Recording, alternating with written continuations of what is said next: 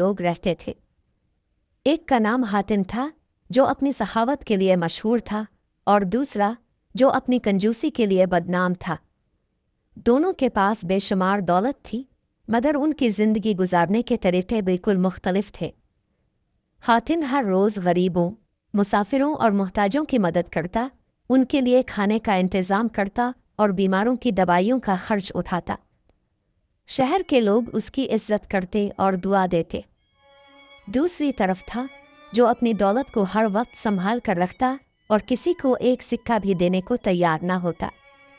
अगर कोई भूखा इसके दर पर आता तो वो दरवाज़ा बंद कर देता।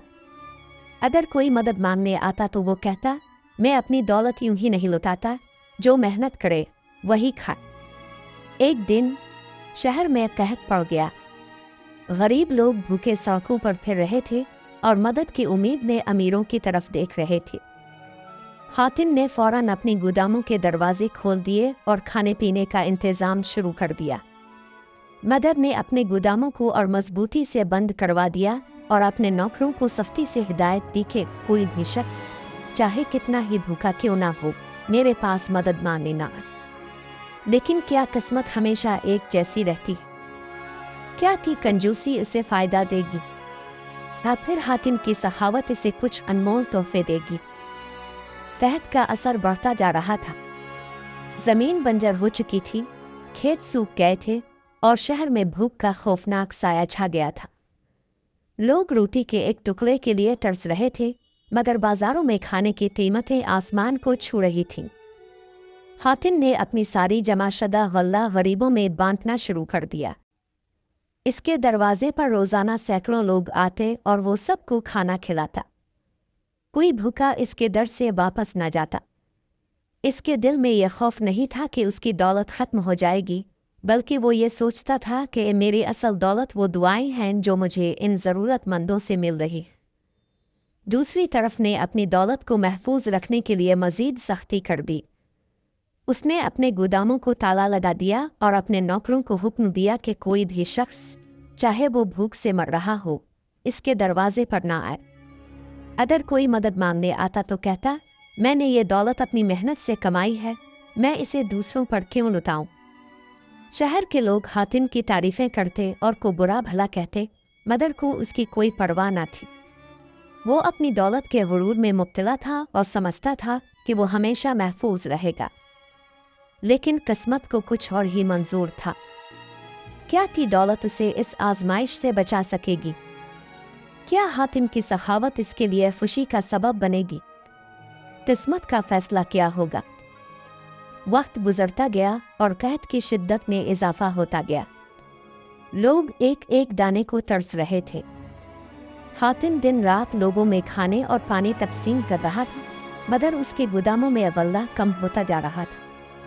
इसके खजांची ने कहा, मालिक, अगर हम इसी तरह खाना बांटते रहे तो चंद दिन में हमारे पास कुछ नहीं बचेगा।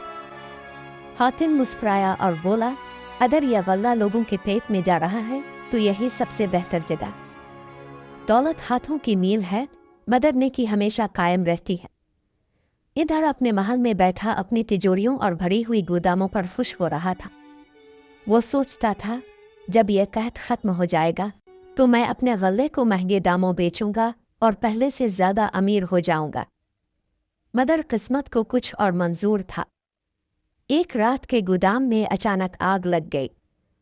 नौकर शोर मचाते रहे, मगर तेज हुआ और खुश्क गल्ले की वजह से आग ने सब कुछ राख कर दिया। मैं खुद अपनी आंखों के सामने अपनी सारी दौलत और गल्ला जलते देखा, मगर वो कुछ ना कर सका। वो चीख चीख कर रो रहा था, मेरी दौलत, मेरी सारी दौलत खत्म हो गई। दूसरी तरफ हातिम के दर पर अब भी गरीब लोग आ रहे थे। इसके पास बहुत कम गल्ला बचा था, मगर उसके दिल में सुकून था। लोग उसके पास आते, दुआ देते और इज्जत के साथ वापस जाते। अब क्या होगा? जिसने अपनी दौलत को सब कुछ समझा था, क्या वो अपनी किस्मत बदल सकेगा? और हातिम, जिसने दूसरों के लिए अपनी दौलत कुर्बान कर दी, क्या वो भी किसी इम्तिहान में आएगा? का गोदाम जल चुका था और उसके साथ ही उसकी सारी जमाशदा दौलत और गल्ला भी राख में बदल गया था। वो जो कल तक अपनी दौलत पर नाज करता था, आज खाली हाथ बैठा था। इसके चेहरे पर खौफ और अफसोस के साए थे। मैं बर्बाद हो गया, मेरी सारी मेहनत ज़ाय हो गई। चीख रहा था, मगर कोई उसकी मदद करने को तैयार ना था। वो उन्हीं लोगों के दरवाजे पर मदद मांगने गया जिन्हें वो कल तक धिक्कारता था, मगर सब ने मुंह मोड़ दिया। जब हमारे पास कुछ नहीं था तब तुमने हमारी मदद ना की, अब हम तुम्हारी कैसे करें? लोगों ने जवाब दिया। दूसरी तरफ हातिम का गल्ला भी तकरीबन खत्म हो चुका था, मगर उसके पास शहर के लोगों की मोहब्बत थी जिन्हें इसने मदद दी थी। आज वो इसके दर पर आए और कहा, ए हातिम, तुमने हमेशा हमारी मदद की, अब हम तुम्हारी मदद करेंगे। शहर के ताजिर, किसान और दस्तकार सब ने मिलकर हातिम के लिए गल्ला, सोना और कपड़े ला कर रख दिए। लोग कह रहे थे, तुमने हमें दिया था, आज वक्त है कि हम तुम्हें वापस दें। ये देखकर हातिम ने मुस्करा कर कहा, यही असल दौलत है। जो दूसरों के लिए खर्च की जाए वो कभी खत्म नहीं होती। मदर के दर पर सन्नाटा था। वो जिस दौलत पर नाज करता था, आज वो इसके किसी काम ना आए। क्या अपनी गलती समझेगा? क्या वो अपनी जिंदगी बदलने की कोशिश करेगा या हमेशा के लिए पछतावे में रहेगा? अब मुकम्मल तौर पर तन्हा हो चुका था। इसके पास ना दौलत बची थी, ना दोस्त, ना इज्जत। जो लोग कल तक उसके सामने झुकते थे, आज इसे पहचानने से इनकार कर रहे थे। फाकों से मजबूर होकर शहर के बाजार में जा पहुंचा। वो सोच रहा था कि शायद कोई पुराना वाकिफकार उसकी मदद करेगा, मगर जब भी वो किसी से मदद मांगता, लोग उसका मजाक उड़ाते और कहते, जब तेरे गोदाम पे थे तब हमने तुझसे रोटी का एक टुकड़ा मांगा था, मगर तूने हमें धुतकार दिया था। आज हमारे पास तेरे लिए कुछ नहीं। ही आंखों में आंसू आ गए। क्या मेरी सारी जिंदगी की कमाई किसी काम की नहीं?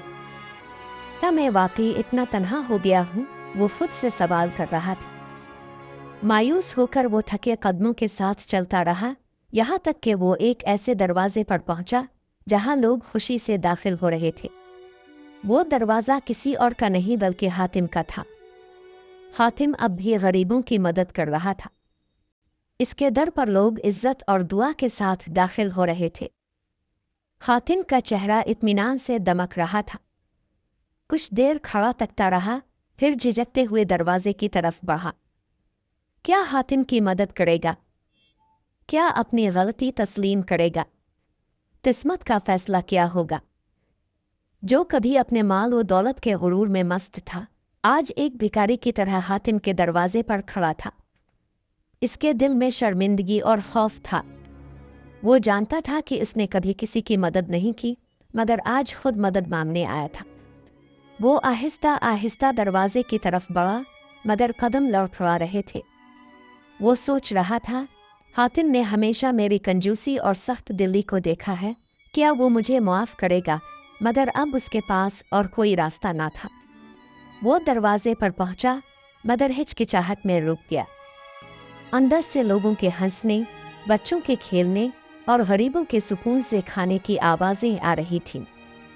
वो जगह जहाँ कभी भूख से तड़पते लोग आते थे, आज खुशियों का मरकज़ बनी हुई थी। ने दिल में हिम्मत जमा की और आहिस्ता से दरवाज़ा खटखटाया।